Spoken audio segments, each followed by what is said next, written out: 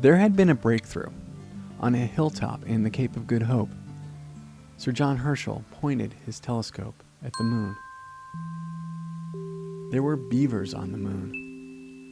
They walked upright, and they lived in huts more impressive than those of many human savages. There were rolling fields of deep crimson flowers, blue unicorns with beards like goats, and who romped and tumbled in the grass like kittens. They were men with wings, Vespertilio homo, the scientists called the new species, batmen. And there were bat women, and they all flew and frolicked in a state of nature that looked incredibly appealing when viewed through a 15,000-pound telescope by buttoned-up British scientists on a hilltop in the Cape of Good Hope. So this is the point in the story when I say that none of this was true, that this is all a big hoax.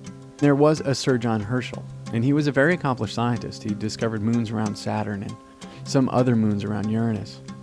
But he didn't discover that he was the man in the moon hoax until years later. And apparently he found the whole thing sort of irritating. So we can laugh at our gullible ancestors, but I'd rather not. Because why not believe? Who's to say at that point what was on the moon?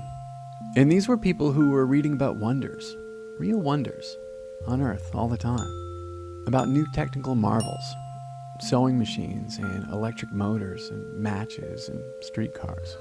And in a time before cars and transcontinental railroads and 40-hour work weeks and summer vacations, who's to say there weren't wonders just upstream or just over the next ridge? So who's to say there weren't rolling fields of poppies on the moon? And great pyramids of quartz, red birds that made their nests in flowering palm trees on the shore of an inland sea, or giant beavers who lit fires to keep their huts warm. Okay, maybe they should have figured it out when they read about the beavers. That is pretty stupid.